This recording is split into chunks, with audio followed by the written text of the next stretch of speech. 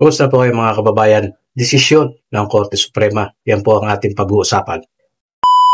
Okay, mga aspirant, yung mga nanonood sa atin, mga barangay officials, mga kagawad, yung pong mga umaasa na magkakaroon pa ho ng BSKE ngayong taon. Kung titignan natin ay meron pa tayong mga 1 linggo para mag-November. So meron pa pong 1 buwan mahigit para mag-December 1 or BSKE sa December. Ayan. Umaasa pa ba, mga kababayan? Meron pa bang umaasa na magkakaroon pa ng eleksyon ngayong taon na ito? Kung titignan natin yung mga update sa balita at kahit ang COMELEC, sinasabi nila na November 2, 2026 na po ang BSKE. No? Pero meron pa rin po mangilan na sinasabi dapat handa tayo, dapat ready tayo. Dahil anytime pwede magkaroon ng BSKE ngayong taon. Yun po yung paniniwala ng iba. Marami pa rin pong naniniwala kasi hanggat hindi sumasapit ang December 1 or lumampas ang December 1, meron pa rin silang pag-asa na baka magkaroon ng eleksyon pa rin o halalan sa pangbarangay. No, taasan ko po sasabihin sa mga naniniwalang iyon na ay kalimutan nyo na po yun. No? Kalimutan nyo na po yung BSKE sa December. No, at kahit inaantay po natin ang ibababang desisyon ng Korte Suprema, constitutional man yan o unconstitutional, ay asahan na natin na ang desisyon na yon ay ibababa na sa susunod na taon. Ibig sabihin, hanggat walang desisyon, ang SC ang nananaig at sinusunod na batas ay yung Republic Act 12232. Yun ang batas na ito yung sinasabi na ang BSKE ay inurong na sa November 2, 2026. Ayan. At meron po mga balita na kung magkakaroon po ng BARM, halimbawa mga March BARM, ay hindi raw po pwede magkaroon ng eleksyon sa loob yung pagitan. Na halimbawa nagkaroon ng BARM sa March, kailangan bumilang ng mga mahigit sa 5 buwan bago ulit magkaroon. No? So, ibig sabihin, kung magkakaroon ng BARM sa March, sabihin natin March, April, May, June, July, August.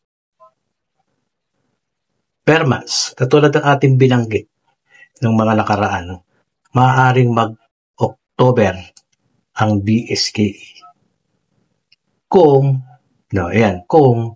ang desisyon ng Korte Suprema sa susunod na taon ay unconstitutional.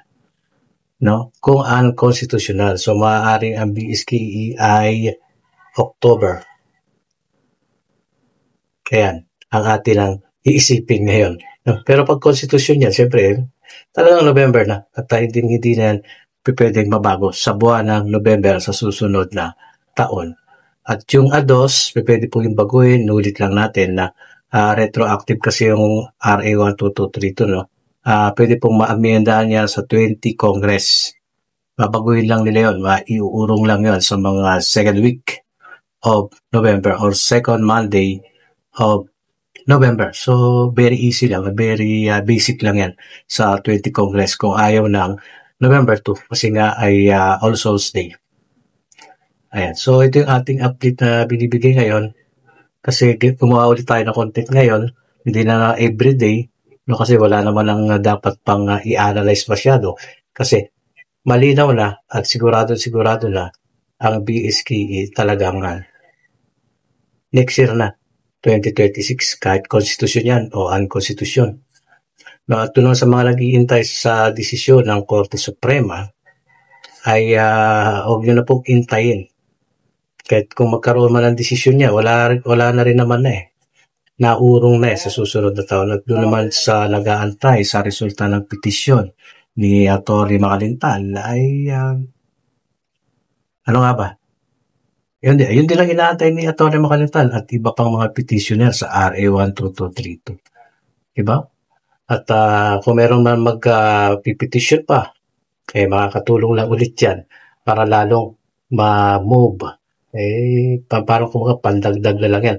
Ang kanilang habol na lang dito ay makapagpanalo ng petisyon.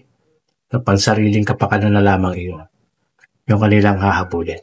So, ayun yung ating update mga kababayan, mga aspirant, mga konting advices lang bilang isang bumuboto doon sa mga aspirant na sa tingin ninyo ang inyong babanggay, ibig sabihin kakalabanin sa halalan na mga incumbent o yung mga datihanan na sa tingin ninyo ay medyo hindi na gumagana ng maayos.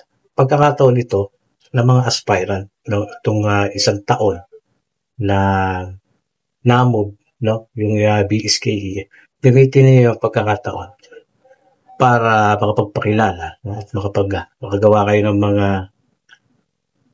inyong mga plataforma kung talagang kakandidato na ulit kayo sa 2026 BSKE. At doon naman sa mga incumbent na dyan, mas labang po kayo. Incumbent na kayo, nakaupo na kayo, mas kilala na kayo Ang gagawin nyo na magtrabaho Siyempre, yung kapangyarihan yung bilang kapitan. Ano bang kapangyarihan bilang isang kapitan? Para manatili sa upuan. Yung gampanan, yung trabaho. Ganon din yung mga barangay officials at mga kagawad, mga SK. Pagbutihin. Sa ganun pagdating ng mga mayroon ulit na BSK sa 2026, kayo pa rin ang iboboto. Pero kung hindi kayo magiging effective, tatalo kayo ng mga aspirante. Kaya sabi ko, advantage ng mga aspirant ito Itong pagkakaurong na ito. So, para sa lahat, panalo itong pagkakaurong na ito. At para sa akin din, magiging makasaysayan ang desisyon ng Korte Suprema kung ang kanilang desisyon dito ay constitutional o naaayon na nga po sa batas. Dahil ito na nga po yung bibigay ng period na yan. So, hindi na madalas kong bagitin, hindi na yan pwedeng dagdagan, bawasan, hindi na, naka-fix na yan. Kasi nga, term setting bill, fixed term Diba? Yun at yun na ang susundin, 3 termino. Bawat termino ay 4 na taon. Term setting bill. Pag constitutional yan, pinakamagandang desisyon at makasaysayang desisyon ng AC dahil ito na ang magsasaayos. Ayan po yung paniniwala ko dyan, term setting bill. Yan po ang ating isipin. Huwag na natin isipin yung postponement. Kung iisipin nyo ng postponement, lalong magulo yan, lalong gugulo yan. Naging epekto lamang yan ngayon, itong term setting bill. Kasi kailangan habulin, sabi nga nila Secretary Remulla, parang fair naman sa incumbent na 2 years lamang. So, dapat 3 years man lang bago ulit magkaroon ng BSKE. So, naging patas ang batas na ito para sa kapos. At doon naman sa mga na-extend noon, hindi nyo naman yung salanan, pero pabor yan para mas makapagtrabaho.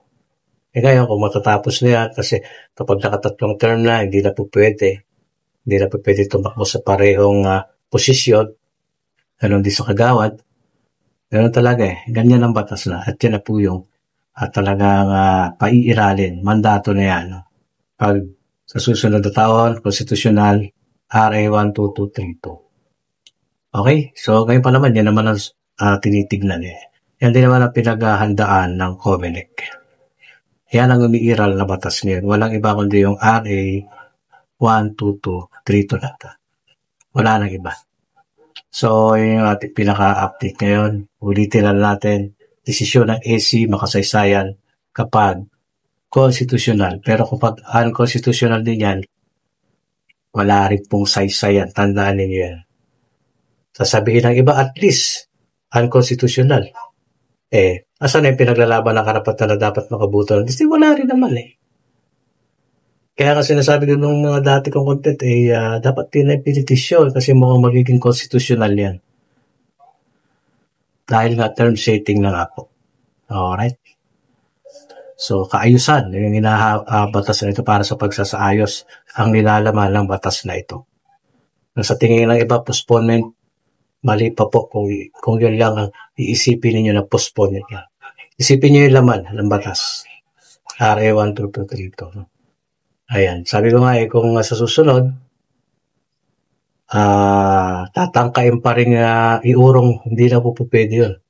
No? Sa Congress pa lang, kung mayroong magsusulong, sa Congress pa lang, mapapatay na yung batas na yan. Kasi hindi na yan po pwede kasi term setting na yan. Mayroong mga mambabatas dyan na kontra. At kung pumasamaan sa Congress, pagdating sa higher house, soplak yan.